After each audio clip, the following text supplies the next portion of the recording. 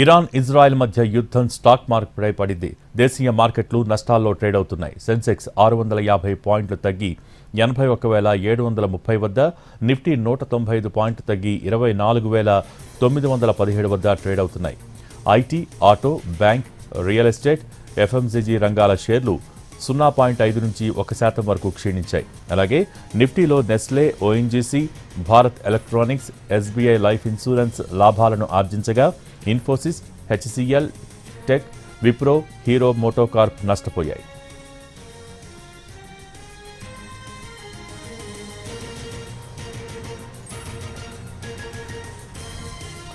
Iran Israel మధ్య ఉద్రిక్తతలతో Iraq, Jordan, Lebanon, Syria, Yemen సహా పశ్చిమాసియా దేశాలతో భారత్ చేస్తున్న వాణిజ్యంపై ప్రతికూల ప్రభావం పడే అవకాశం ఉంది.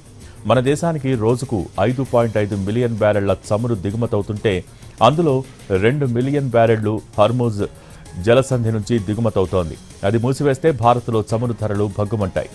ఇవాల్టి ట్రేడింగ్లో కూడా అంతర్జాతీయ మార్కెట్లో చమురు ధరలు 2% పైగా పెరిగాయి. బ్రెంట్ క్రూడ్ బ్యారెల్ ధర 2.7% పెరిగి $79.12 చేరుకుంది. అటు యుఎస్ క్రూడ్ బ్యారెల్ ధర 2.8% ఎగబాకి $75.98 చేరుకుంది.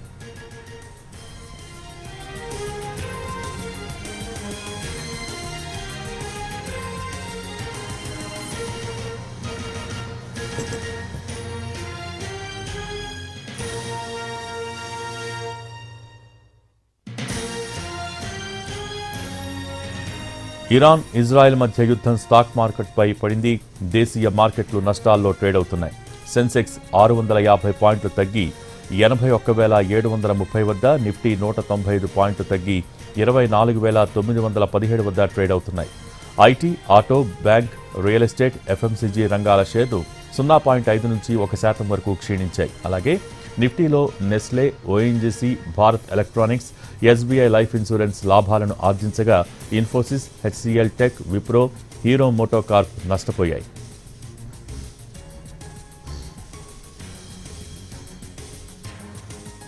ఇరాన్ ఇజ్రాయెల్ మధ్య ఉద్రిక్తతలతో Iraq, Jordan, Lebanon, Syria, Yemen సహా పశ్చిమాసియా దేశాలతో భారత్ చేస్తున్న వాణిజ్యంపై ప్రతికూల ప్రభావం పడే అవకాశం ఉంది. మన దేశానికి రోజుకు 5.5 మిలియన్ బ్యారెళ్ల చమురు దిగుమతవుతుంటే అందులో 2 మిలియన్ బ్యారెళ్లు హర్మూజ్ జలసంధి నుంచి దిగుమతి అవుతోంది. అది మూసివేస్తే భారత్లో చమురు ధరలు భగ్గుమంటాయి. ఇవాల్టి ట్రేడింగ్లో కూడా అంతర్జాతీయ మార్కెట్లో చమురు ధరలు 2% పైగా పెరిగాయి. బ్రెంట్ క్రూడ్ బ్యారెల్ ధర 2.7% పెరిగి $79.12 చేరుకుంది. అటు యుఎస్ క్రూడ్ బ్యారెల్ ధర 2.8% ఎగబాకి $75.98 చేరుకుంది.